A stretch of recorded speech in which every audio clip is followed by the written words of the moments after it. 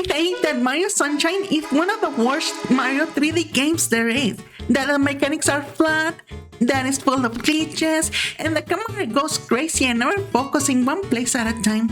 I don't know why some people don't like this game if it has green Yoshi dragon thing that goes rawr. The plot.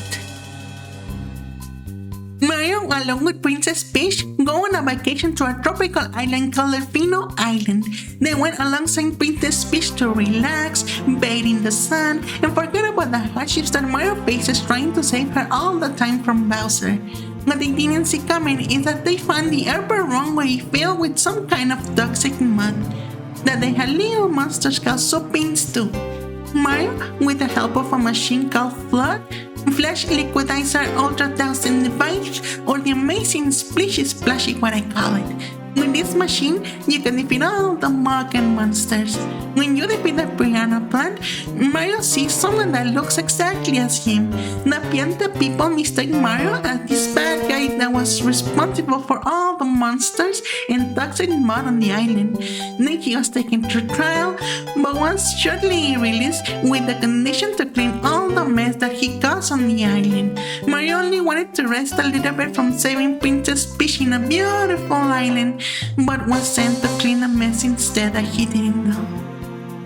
Bugs and problems. The game has various problems with its camera. It goes out of focus all the time, and you cannot see nothing when you're near a big structure.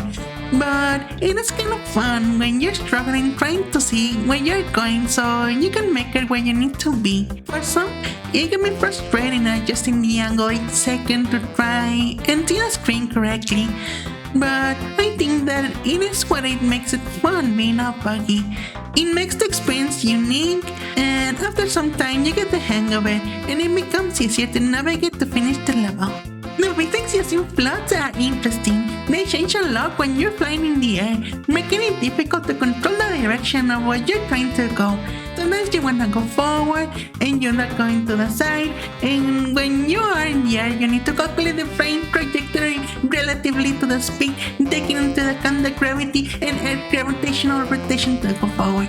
It takes a little bit of time to get used to. Minigames and level design. The thing I have the most trouble with in Mario Sunshine are the minigames, because all the problems and bugs combine into one place. It has the physics of the game that change with exponential velocity until you land. Alongside with all the constant camera changes, it becomes extremely difficult to time with precision when you are exactly most of the time. I have been stuck in these minigames for hours at a time just to give up and try again later. Some of the levels can feel a little bit repetitive, like when you need to catch Shadow Mario in each level. The only thing you need to do is follow him and splash him with some water until he gets weak and falls to the floor. Or when you need to do a race with the one and only Piantissimo, going to the flag in order to beat him, or gathering red coins that are, for me, the best repetitive task in the game, because it has unique maps to collect red coins that are super fun. Some of them are really cool, like the giant sandbird that flies through the air, or the water levels that are filled with fishes swimming all over. One of my favorite maps is one that is a fishy-like monster called Eating Mouth.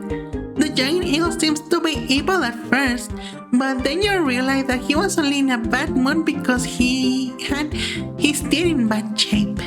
Because he was being a stinky pin.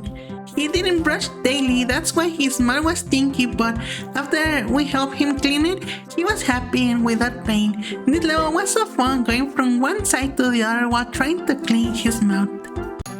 Blue coins.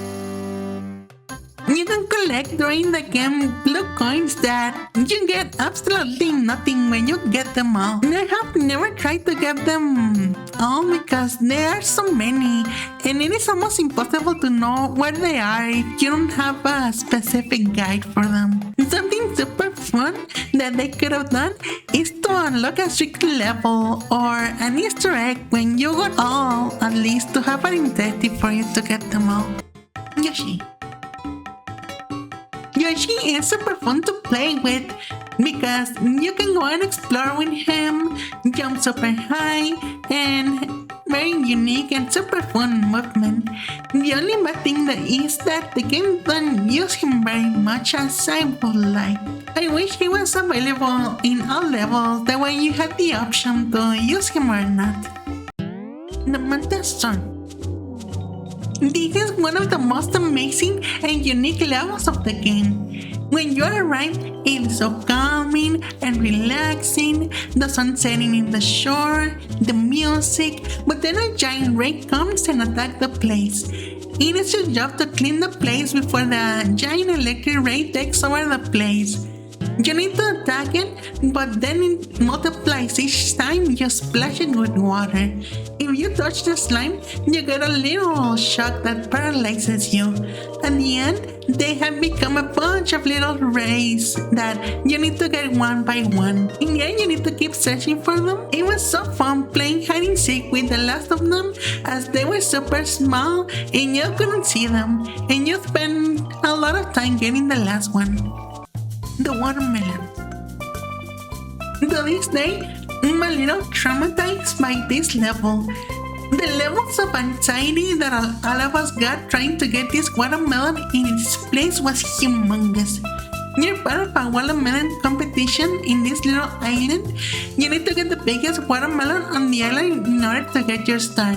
You first go and get your first watermelon that you see, but it's super difficult trying to carry this big old thing while these ducks looking things called cataquacks try and launch you 30 feet into the air, which is not very nice. You somehow are very careful and get the watermelon to the manager of the event just for him to tell you that it's not big enough, until you find a bigger one and do the same thing, but it's still not big enough for him, until you found the one at the top of the mountain and try to get this thing down, but it breaks every time.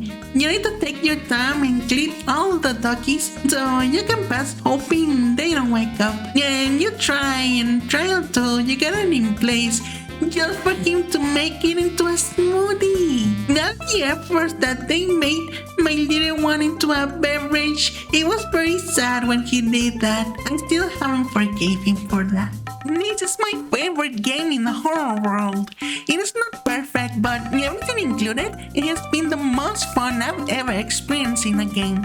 I don't think people should judge it as much, but just enjoy it because a lot of thought and love went into making it. Let me know what you think about Mario Sunshine. Do you like it or hate it?